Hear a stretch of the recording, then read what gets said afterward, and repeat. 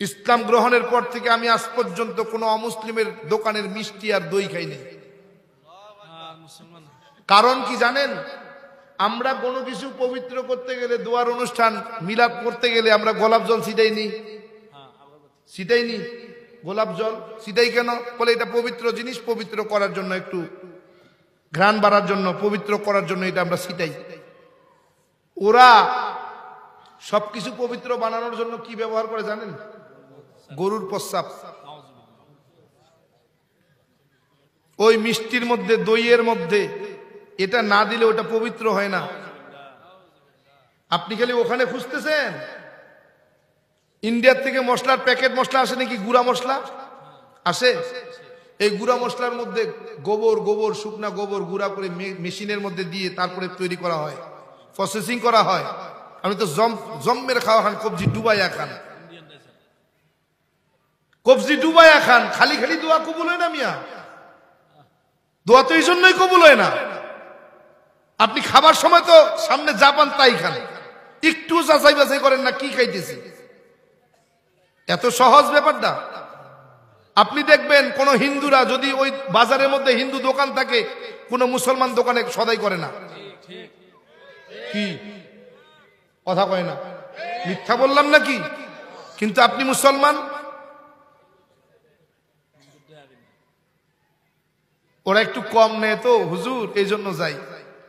কম তো ওই জন্যই নেই, তোমার ইমানটা চুরি করার জন্য, তোমার ইমানটা ধ্বংস করার জন্য, তোমার ইবাদত ধ্বংস করার জন্য, ইসলাম ধ্বংস করার জন্য। আপনি জানেন অমৃত কোম্পানি পানি বের করছে। অমৃত কোম্পানি ইসকনের মধ্যে কত লক্ষ কত কোটি টাকা দেয় তাদেরকে। ডোনার, কত বড় ডোনার তিনি। 100 কোটি টাকা প্রত্যেক বছর ডোনেট করে ইসকনে। আর আপনি তাদের পণ্যগুলো, অমৃত মশলা, অমৃত ভাজা, অমৃত মুড়ি, অমৃত সব অমৃত খাচ্ছেন। জম্মের খাওয়া গরুর প্রস্রাব আর গোবর। কি বেজার হইলেন? হনগে সতর্ক করার দরকার করলাম। ইসকনের ইমান বিধ্বংসীকারী আরেকটা কাজ আছে, লাভ জিহাদ। কি জিহাদ? লাভ জিহাদ। অমুসলমান যুবক আর যুবতীদেরকে তারা এমন ভাবে প্রেমের ফাঁদে ফেলে তাদের ইমান ধ্বংস করতেছে, আপনি কল্পনা করতে পারবেন না।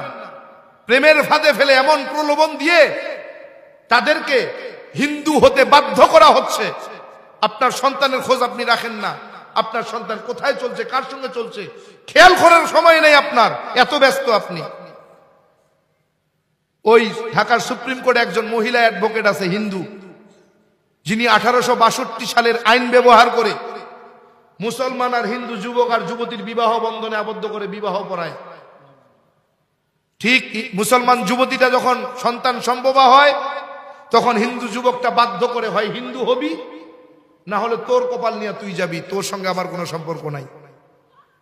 মুসলমান যুবতীটা বাধ্য হয় তখন হিন্দু হতে। যখন হিন্দু হয়ে যায়, ইন্ডিয়া পাচার করে তাকে পতিতালয়ে দিয়ে দেয়। এরকম অগণিত ঘটনা আমার কাছে আছে, জানা আছে, আমি জানি, এগুলোর তথ্য আমার কাছে আছে। আপনি তো মুসলমানের বাবা, সন্তানের বাবা, আপনি তো খোঁজও রাখেন না আপনার সন্তানটা কোথায় কি করতেছে। এটা আপনার ইমানি দায়িত্ব। ইসলামকে বাঁচানোর জন্য আপনার খোঁজ রাখতে হবে আপনার সন্তানটা কোথায় যাচ্ছে, কার সঙ্গে মিশছে, কার সঙ্গে উঠছে বসছে, কার সঙ্গে চলাফেরা করছে, এটা আপনার দায়িত্ব। এই কথাগুলো বলি না, আমি ইসকনের নজরদারিতে আছি। যে কোনো মুহূর্তে হয়তো আমাকে ইসকন তুলে নিয়ে যাবে, এটা আমি জানি। এরপরেও বলছি কেন? না বললে কি হতো? যাক না গল্লায় না, এটা আমার ইমানি দায়িত্ব। আমার ইমানি দায়িত্ব, আমার মুসলমান ভাই বোনদেরকে রক্ষা করা আমার দায়িত্ব, তাদেরকে বিপদ থেকে উদ্ধার করা আমার দায়িত্ব, তাদেরকে সতর্ক করা আমার দায়িত্ব। এই জন্য বলছি।